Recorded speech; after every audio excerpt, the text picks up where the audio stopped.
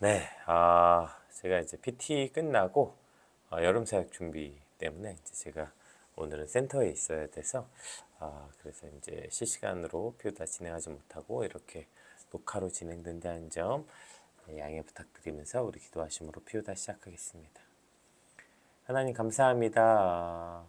오늘도 어떤 순간에라도 주의 말씀을 묵상하는 일을 포기하지 않게 하시고 주의 말씀이 오늘도 나를 살게 함을 깨닫게 하시니 감사합니다. 오늘도 주신 말씀 붙잡고 오늘을 살게 하시고 특별히 우리 안에 오늘 진짜 우리가 살펴봐야 되는 우리가 진짜 집중해야 되는 것이 무엇인지 주님 말씀을 통해 깨닫게 하여 주시옵소서. 감사합니다. 예수님 이름으로 기도드립니다. 아멘. 네, 오늘 저희가 함께 살펴볼 말씀은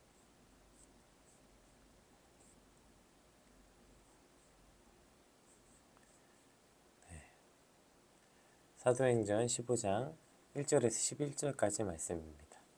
어떤 사람들이 유대부터 내려와서 형제들을 가르치되 너희가 모세의 법대로 할례를 받지 아니하면 능히 구원을 받지 못하리라 하니 바울 및 바나바와 그들 사이에 적지 아니한 다툼과 변론이 일어난지라 형제들이 문제에 대하여 바울과 바나바 및 그 중에 몇 사람은 예루살렘에 있는 사도와 장로들에게 보내기로 작정하니라.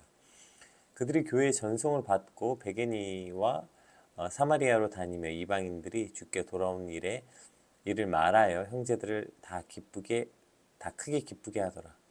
예루살렘에 이르러 교회와 사도와 장로들에게 영접을 받고 하나님이 자기들과 함께 계셔 행하신 모든 일을 말하며 바리새파 중에 어떤 믿는 사람들이 일어나 말하되 이방인에게 할례를 행하고 모세의 율법을 지키라 명하는 것이 마땅하다 하니라. 사도와 장로들이 이 일을 의논하러 모여 많은 변론이 있은 후에 베드로가 일어나 말하되 형제들아 너희도 알거니와 하나님이 이방인들로 내 입에서 복음의 말씀을 들어 믿게 하시려고 오래전부터 너희 가운데서 나를 택하시고 또 마음을 아시는 하나님이 우리에게와 같이 그들에게도 성령을 주어 증언하시고 믿음으로 그들의 마음을 깨끗이 하사 그들이나 우리나 차별하지 아니하셨느니라. 그런데 지금 너희가 어찌하여 하나님을 시험하여 우리 조상과 우리도 능히 매지 못하던 멍에를 제자들의 목에 두려느냐. 그러나 우리는 그들이 우리와 동일하게 주 예수의 은혜로 구원받는 줄을 믿노라 하니라. 아멘.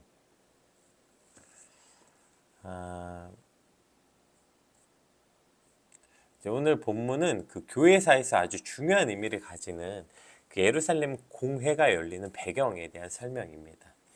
그러니까 이제 바울과 바나바가 그 1차 전도 여행을 마치고 안디옥으로 돌아와 있을 때 그 유대주의의 전통적 그 어떤 그 신앙을 간직한 유대인 출신의 그 신자들이 유대로부터 안디옥 교회를 찾아와서 이방인도 모세 율법대로 할례를 받아야 구원을 얻는다고 주장한 거죠. 이것 때문에 바울과 바나바 사이에 이제 크게 분쟁이, 그러니까 바울과 바나바가 그 말을 듣고 이제 그들과 크게 분쟁이 발생했죠. 그리고 이 문제를 해결하기 위해서 안디옥 교회에서 이제 바울과 바나바를 예루살렘에 파송함으로 이 문제를 가지고 이제 예루살렘에 공회가 열리게 된 것이죠. 사도 시대는 이제 물론 이제 예수 그리스도의 어떤 초림 또 예수 그리스도의 재림 뭐 이러한 어떤 것들에 대한 그 지식은 있었지만 이것이 신학적으로 완전히 정립되지 못한 과도기였습니다. 그래서 이제 본래 유대인 출신으로 구성된 그 초기 예루살렘 교회 그 성도들은 아직도 그 이스라엘 선민 사상과 구약의 그 율법 조항에 이제 얽매여 있는 상태였죠. 따라서 이제 고넬료 회심 사건을 두고도 갈등이 생긴 적이 있었죠. 근데 그때 이제 베드로가 변론으로 인해서 일시적으로 그 문제가 봉합되는 것 같았지만 이제 바울과 바나바가 본격적으로 이방 선교를 하게 되면서 오직 믿음으로만 구원을 얻는다고 믿는 그 바울과 바나바와 여전히 율법 준수를 구원의 필수 조건으로 내세우는 유대인 출신 성도 사이에 이 갈등이 심화된 것입니다. 그래서 이 문제를 해결하기 위해서 오늘 예루살렘 공회가 열렸다. 이것이 이제 오늘 본문의 어떤 배경이 되는 사건이죠. 우리 먼저 1절, 네, 1절 한번 같이 읽어볼게요.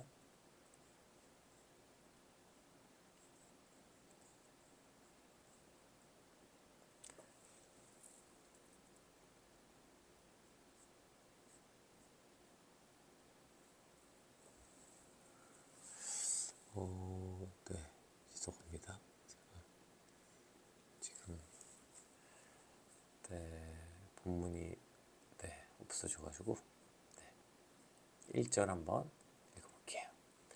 어떤 사람들이 유대로부터 내려와서 형제들 가르치되 너희가 모세의 법대로 할례를 받지 아니하면 능히 구원을 받지 못하리라 하니 이렇게 돼 있죠. 어떤 사람들이 유대로부터 내려왔다 이렇게 되어 있는데 이제 이들은 그 유대교 출신의 그리스도인인 거죠. 그러니까 유대교의 배경을 가지고 있었지만 예수를 받아들인 그리스도인인 거죠. 갈라디아서에 보면 이들이 이제 야고보가 책임을 지고 있었던 예루살렘 교회에서 온 자들로 기록되어 있어요. 그러니까 유대로부터 내려온 이제 그들은 예루살렘의 유대인들. 그러니까 이제 특별히 5절에 보면 바리새파였다가 개종한 사람들로 보여요. 그들은 어쨌든 비록 유대교에서 개종하여서 복음을 받으리긴 했지만 여전히 유대교 전통에 대한 그 큰 자부심을 가지고 있는 거예요. 그래서 이제 이방인 개종자들도 할례를 받고 모세의 율법을 지켜야만 구원을 받을 수 있다는 말을 이제 가르친 거죠. 사실 이건 이제 오늘 본문의 시작이고 이 잘못된 가르침이 이제 계속 이 안디옥 교회 또 갈라디아 지방 여기서 수많은 그리스도인을 혼란에 빠뜨리게 됩니다. 사실 오늘도 이러한 잘못된 가르침으로 인해서 교회를 혼란스럽게 하는 수많은 세력도 있잖아요. 이단이야 말할 것도 없고요. 이단이 아닌데도 불구하고 교회 안에서 잘못되고 이상 가르침으로 교회를 혼란스럽게 하는 일들이 얼마나 많습니까? 또 이런 사람들은 또 굉장히 열심히 해요. 누가 시킨 것도 아닌데 굳이 뭐 안디옥까지 와가지고 뭐 저런 말을 가르치는 것처럼 또 이런 문제를 일으킨 사람들은 주로 헛된 열심을 가진 사람들이 많아요. 그러니까 오늘 말씀을 통해서 이 교회 안을 혼란스럽게 하는 이 문제, 그럼 도대체 교회 안에서는 어떠한 원리와 원칙을 가지고 있어야 하는가? 그래서 오늘 말씀을 통해서 교회 안에 좀 온전한 질서, 저런 헛된 가르침 안에서 좀 교회는 이렇고 교회 공동체가 어떠해야 되는지 좀 질서가 세워지는 그런 시간이 되었으면 좋겠습니다. 먼저 이제 저들이 할례를 강조했잖아요. 그래서 이제 할례를 강조했다는 것은 유대교의 의식이잖아요. 그게 즉 형식과 외형을 중요하게 여겼다는 거죠. 믿음과 신앙을 이와 같이 어떤 형식과 외형적인 것에 집중하게 될 때 오늘 저 유대교 출신의 그리스도인처럼 어리석은 주장을 하게 되는 것이죠. 근데 여러분 이미 저 할례에 관해서 이제 사도 바울이 이제 마음의 할례를 받으라 여러 번 얘기했는데 오케이 그것은 사도 바울의 주장이라고 만약에 치자고요. 저들은 일단 사도 바울의 주장이 틀렸고 구약에 할례가 중요하다 말했다면 구약에서도 이미 근데 사실 마음의 할례에 관해서 얘기하고 있습니다. 신명기 10장 16절에 보면 그러므로 너희는 마음의 할례를 행하고 다시는 목을 굳게 하지 말라. 그 이미 이방인의 사도인 바울만 마음의 할례를 받으라고 한 게 아니라 신명기에서 이미 모세 율법 저들이 그렇게 지금 강조하고 있는 모세가 마음의 할례를 받으라고 말씀했다고 이미 명령했다고요. 예레미야 9장에 보면 이제 할례 받지 않은 백성들을 벌하시겠다고 말씀하셨어요. 이제 그러니까 이방인들 벌하겠구나. 얼핏 그렇게 생각할 수 있는데 이제 보시면 곧 애굽과 유다와 에돔과 암몬 자손과 모압 자손 및 광야에 살면서 살적을 깎은 자들에게라 물은 모든 민족은 할례를 받지 못하였고 그래서 멸망했고 보세요. 이스라엘은 마음의 할례를 받지 못하였느니라. 이스라엘도 마음의 할례를 받지 못해서 이제 망하게 될 거다 이런 것이죠. 그러니까 결국에 마음의 할례를 받지 못한 이스라엘도 벌하시겠다는 말씀이에요. 그러니까 지금 이미 구약에서도 하나님은 그냥 어떤 너희의 신체적, 외적 할례뿐 아니라 그 할례가 마음의 할례가 있어야 된다는 거예요. 마음의 할례. 그런데도 저들은 여전히 육신의 할례만 집중하느라고 정작 하나님이 진짜 이방인들 구원하시고 사랑하시는 그 마음을 온전히 알지 못하고 할례만 받으라는 얘기만 하고 앉아 있는 거죠. 여러분 하나님의 관심은 지금 이방인들의 육체에 받는 할례겠습니까? 아니면 예수 그리스도를 알고 예수님을 믿음으로 구원을 얻는 거겠습니까? 하나님의 관심이 뭘까요? 당연히 그리스도를 아는 것이죠. 오늘 바나바와 이제 바울의 모습을 볼게요. 3절 한번 읽어볼게요.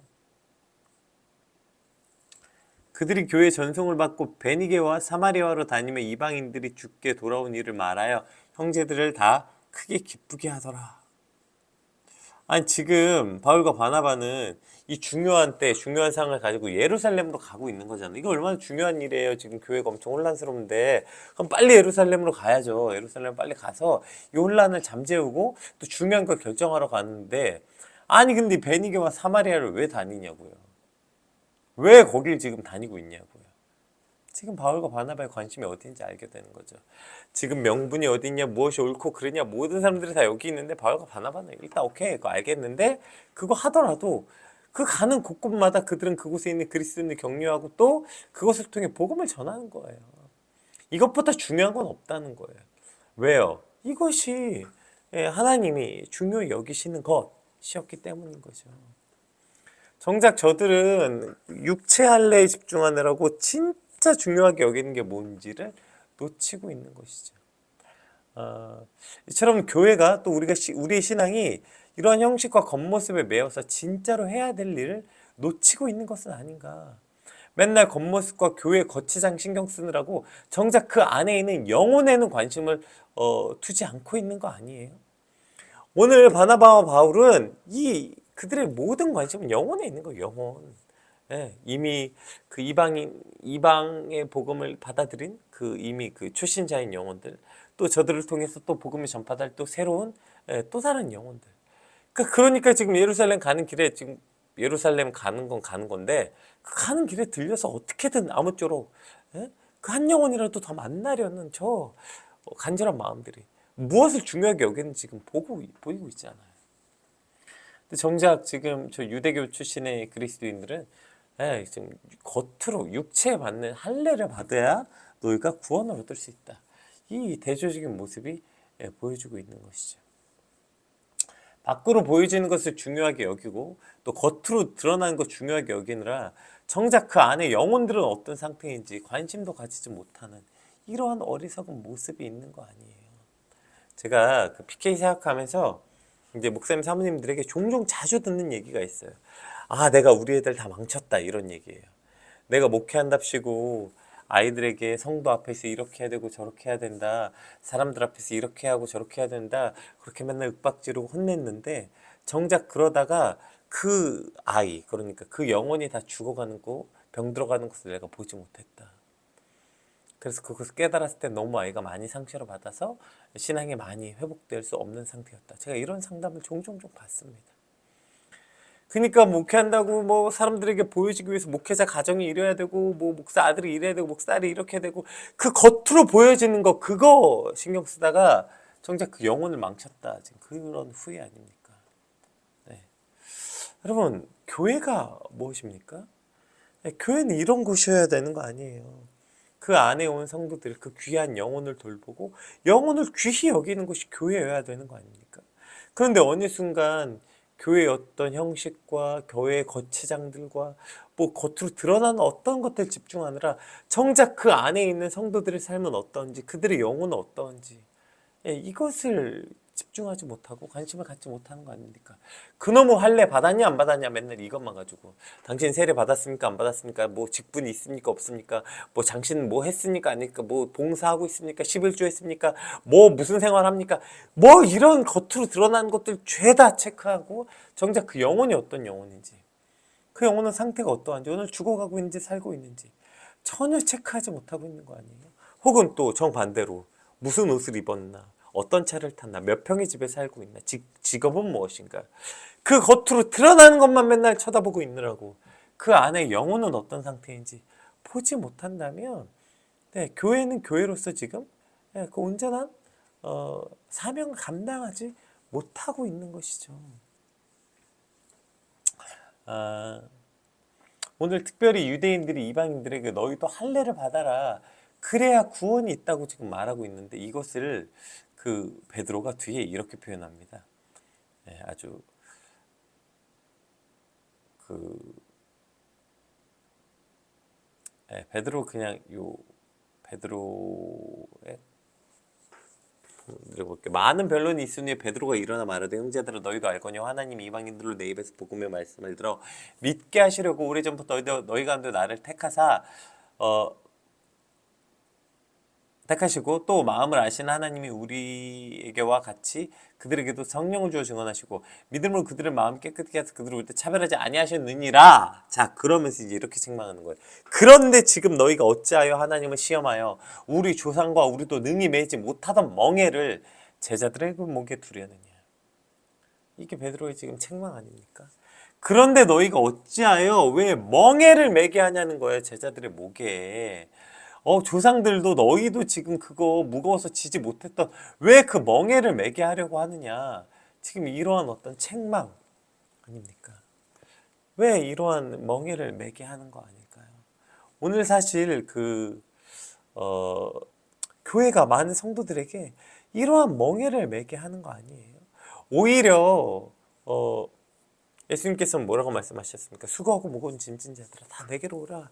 내가 너희를 쉬게 하리라. 내 멍에랑 같이 매라. 이것은 가볍다. 그렇게 말씀하셨는데 정작 왜 이러한 겉모습, 겉으로 드러나는 것 때문에 너희는 제자들에게 멍에를 매게 하려느냐. 이렇게 지금 베드로가 책망하고 있는 거죠. 오늘 지금 이 유대인들이 이 유대교 출신의 그리스도인들이 이방인들에게 할례를 받아야 된다. 그래야 구원이 있다. 이것이 지금 할례라는 굴레를 씌우고 있는 거죠. 진리가 너희를 자유케 한다고 했는데 오히려 더더욱 그 자유가 아니라 속박과 굴레를 씌우게 되는 거. 구원받으려면 이거 해야 된다, 저거 해야 된다, 봉사해야 되고, 헌금해야 되고, 순종해야 되고, 뭐 이거 해야 되고, 저거 해야 되고. 여러분 그게 어떻게 구원의 조건이 될 수 있겠어요? 근데 마치 오늘 이 유대인들처럼 구원의 조건으로서 순종을 강요하고 헌금을 강요하고 여러분 이건 교회가 명백히 잘못된 것입니다. 그게 어떻게 구원의 조건입니까? 억눌리고 갇힌 자들을 자유케 하는 게 복음인데 오히려 복음을 가지고 성도들에게 굴레를 씌운다고요. 그럼 이것이 얼마나 잘못된 일입니까? 어디까지나 교회는요 구원의 감격을 가진 이들의 기쁨과 자발적 헌신으로 이루어지는 것이 교회여야죠. 여러분 뭐 교회 되려면 뭐 이거 해야 된다 저거 해야 된다 이렇게 굴레를 씌우는 곳은 되면 안 되죠. 물론 하나님께서 주신 어떤 특별히 강권하시는 사명들이 있어요.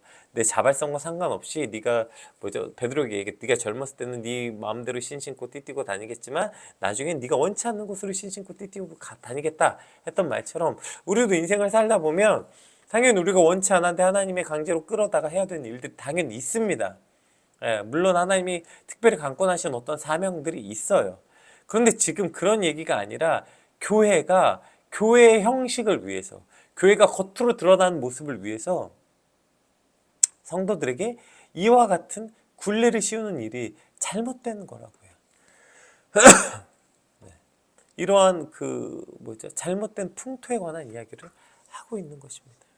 오늘 교회는 성도들의 영혼을 돌보는 곳이어야 돼요.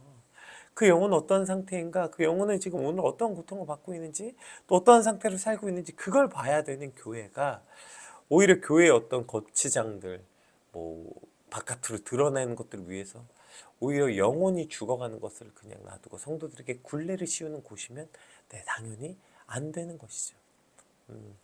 또 예루살렘 교회의 모습을 한번 볼까요? 보세요. 6절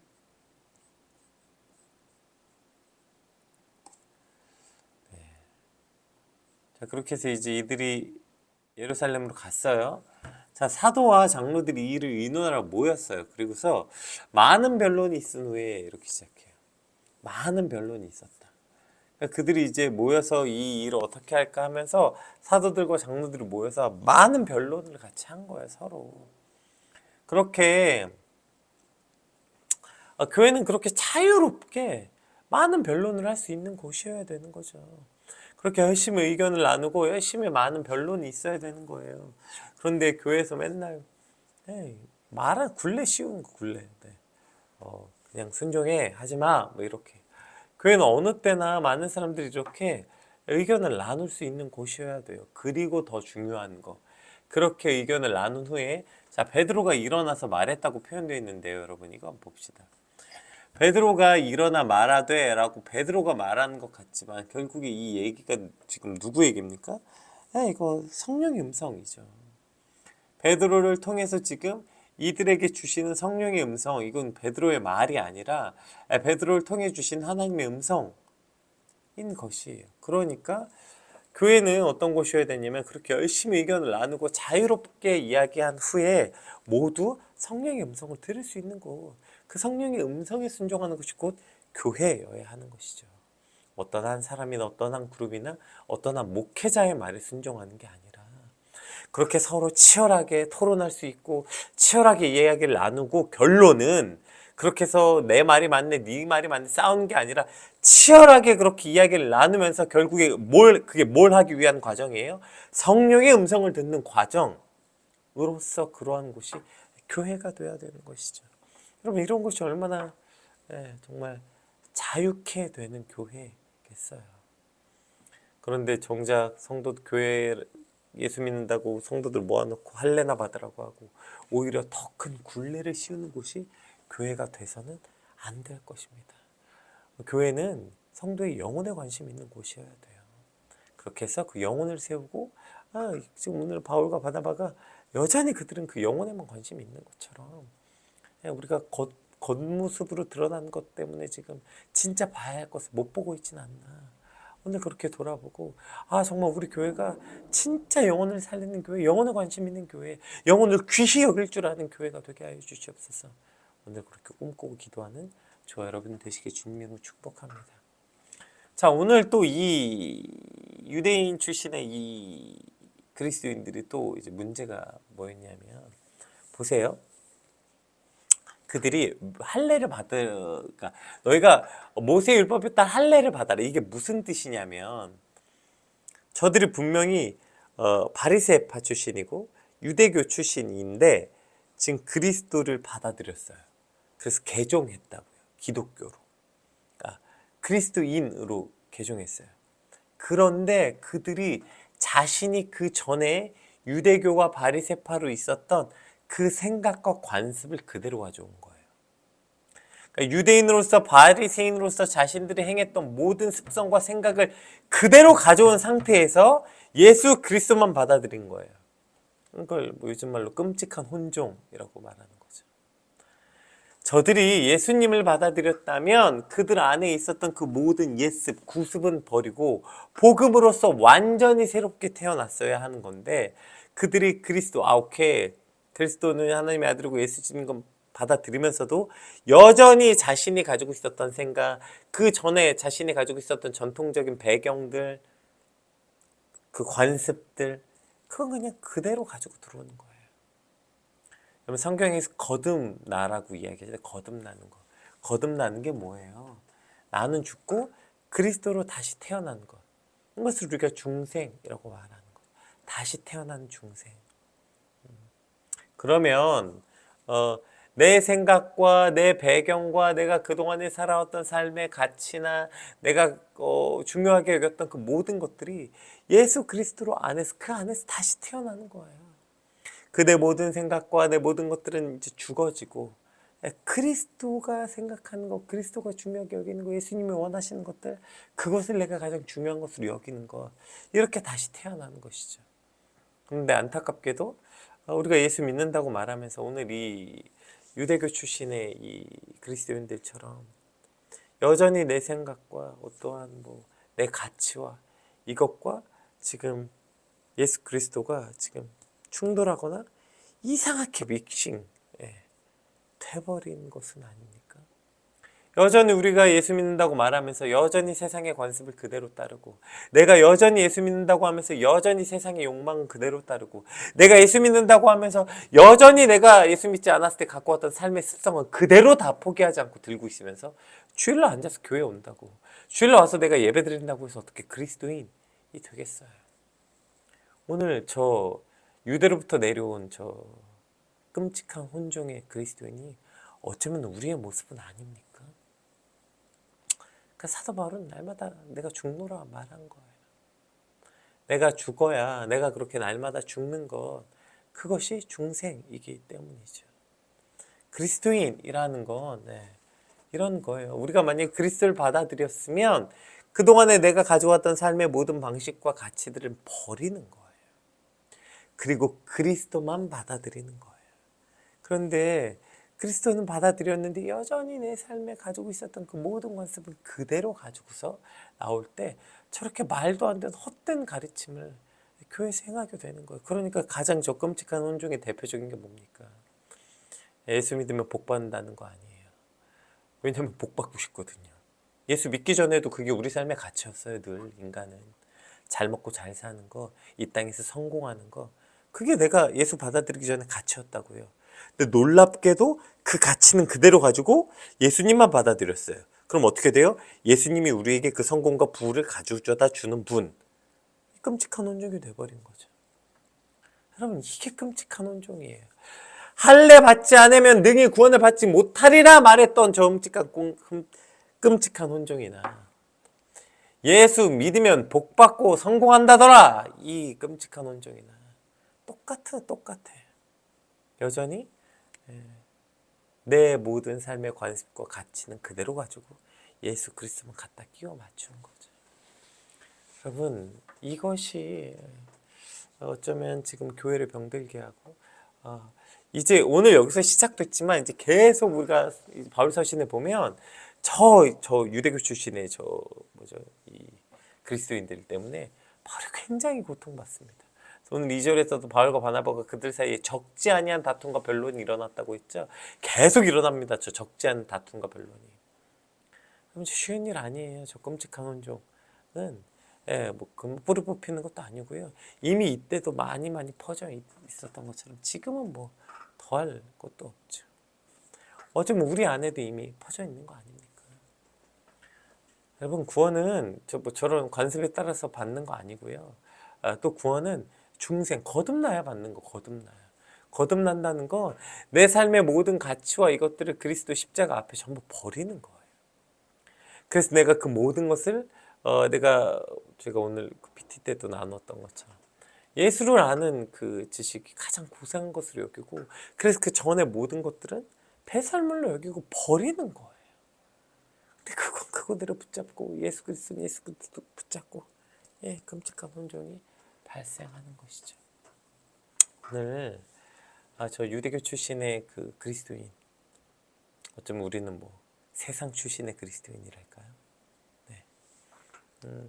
저렇게 세상적 욕심과 욕망과 가치는 그대로 가지면서 그리스도인으로서 섞인 그리스도인이 아니라, 내가 예수 그리스도를 받아들인다는 건 내 삶의 그 모든 가치를 내려놓고 오직 예수 그리스도만 온전히 섬기는 저 여러분 되시길 주님 축복합니다.